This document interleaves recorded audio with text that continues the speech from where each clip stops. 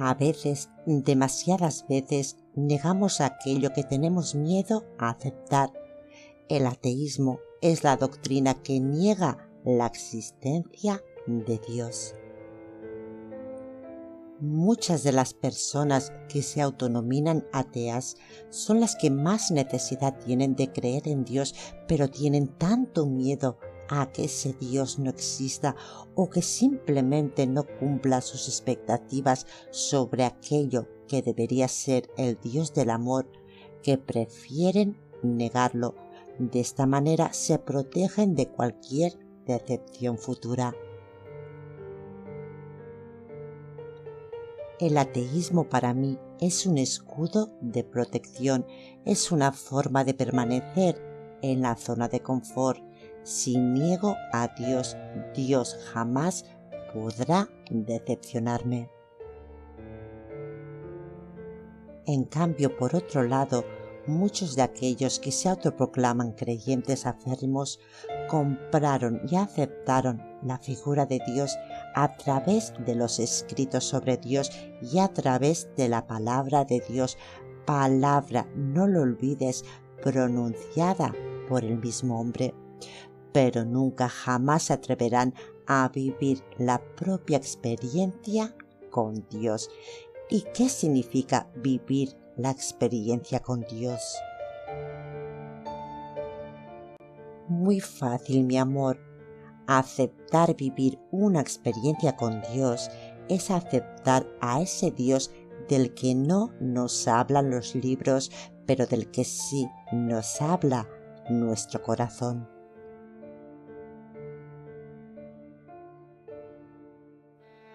Muchos de nosotros ya hemos dado ese paso, muchos están en el camino de darlo y empiezan a cuestionarse cosas, y otros no lo harán, al menos en esta vida, por lealtad a sus creencias y por miedo a salir de su zona de confort.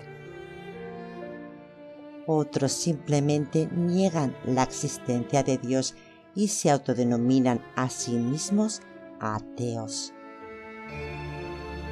El ateo tiene miedo a escuchar a Dios y prefiere negarlo. El creyente aférrimo también tiene miedo a escuchar a Dios y prefiere no cuestionarse al Dios de las Escrituras y mantenerse en sus propias creencias limitantes sobre Dios, creencias que por otro lado le permitirán seguir en su zona de confort y lo eximirán de cualquier cambio, ya que el cambio no se puede controlar y produce mucho vértigo. Ya lo ves, corazón, dos posturas completamente diferentes, creer y desmentir, pero las dos son dos posturas elegidas desde el propio miedo. La mayoría de las personas ateas y la mayoría de las personas que no se atreven a cuestionar al Dios de las Escrituras también tienen otra postura en común. Ambas no respetan ni aceptan otros puntos de vista diferentes al suyo. Defienden su verdad utilizando muchas veces la violencia verbal, el sarcasmo y el juicio contra el prójimo. Ese prójimo que, a diferencia de ellos, sí se atreve a cuestionar a ese Dios en el que algunos creen o a ese Dios al que algunos llegan, abriéndose a distintas posibilidades.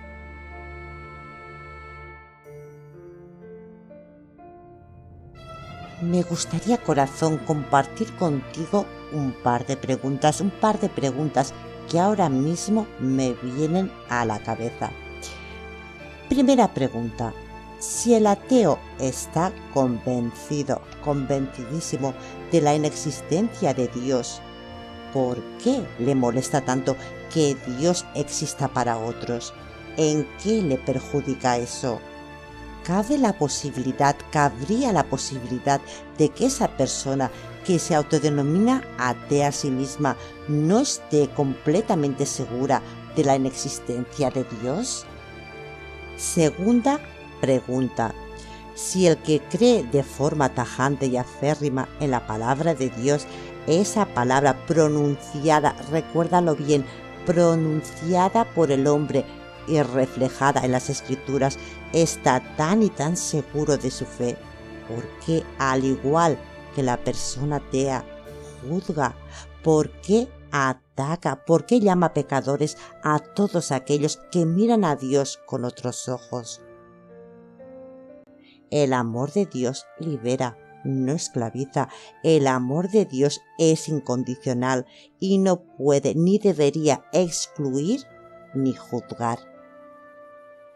Es posible, muy posible, que en el fondo no estén tan seguros ni de su fe, ni de su Dios, ni de su ateísmo, y cuando alguien les invita a replantearse la figura de Dios, ese Dios en el que creen o en el que no creen, cuando alguien les invita a reflexionar y a hacerse nuevas preguntas, tienen miedo y eligen el ataque como defensa.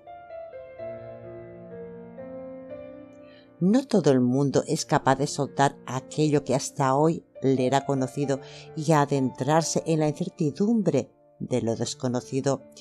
Cuando a un animal lo sacas de su zona conocida, de su propio hábitat, y se siente inseguro, ¿qué hace?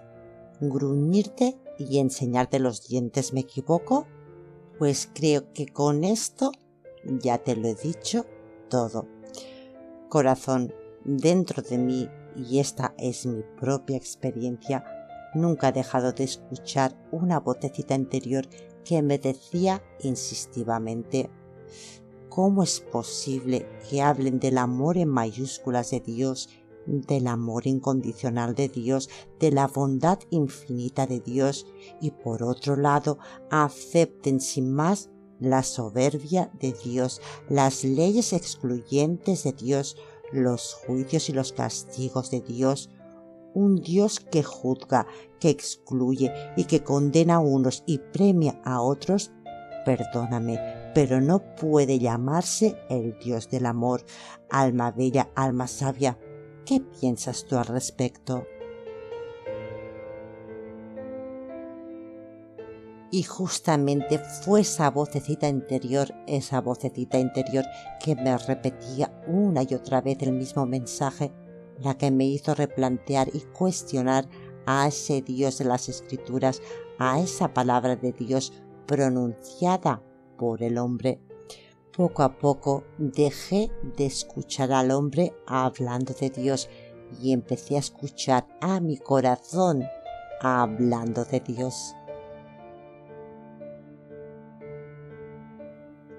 Un Dios que me habla de libertad, de aceptación, un Dios que me invita a amar a mi prójimo de la misma manera que me invita a amarme a mí, un Dios que me habla de humildad, un Dios que me habla de perdón, de gratitud, de abundancia, un Dios que no me juzga, ni me premia, ni me castiga, un Dios que me ama incondicionalmente como solo puede amar el Dios del amor. Amigo y amiga del alma, para mirar a Dios deberás cerrar tus ojos humanos y abrir los ojos de tu corazón. El hombre creó a Dios a su imagen y semejanza, creó a un Dios juez, a un Dios soberbio, a un Dios exclusivo, a un Dios que otorga y quita privilegios, a un Dios que elige a quién hablar y a quién no hablar.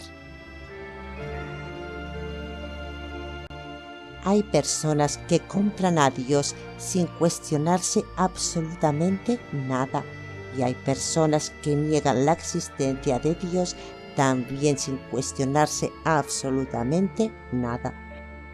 Al final, para mí no existe diferencia entre el ateo que niega la existencia de Dios y el creyente aférrimo que niega cualquier forma distinta de ver a Dios. A ambos, tanto el ateo como el creyente aférrimo, siguen en su búsqueda y en su no búsqueda exterior, porque en cierta manera no se atreven a mirar adentro. La verdad, la gran verdad de Dios exige de una gran humildad, la humildad de aquellas personas que al menos una vez en su vida han sido capaces de repetir aquello que Sócrates dijo el día de su propio juicio: yo solo sé que no sé nada. Amigo y amiga del alma, que mi luz sea tu luz, que tu luz ilumine el mundo y que la luz del mundo nos regale a ti y a mí un nuevo amanecer. Mi nuevo amanecer contigo siempre, siempre, siempre contigo. Mi viajero de día y mi viajera de noche, mi alma bella y mi alma sabia. Gracias, gracias infinitas por estar aquí, por acompañarme en esta nueva reflexión de hoy. Gracias por elegir seguir creciendo conmigo. Feliz día, feliz vida, y que Dios, ese Dios del amor que está en ti y para ti, te bendiga. Nos vemos en breve. Chao, mi amor.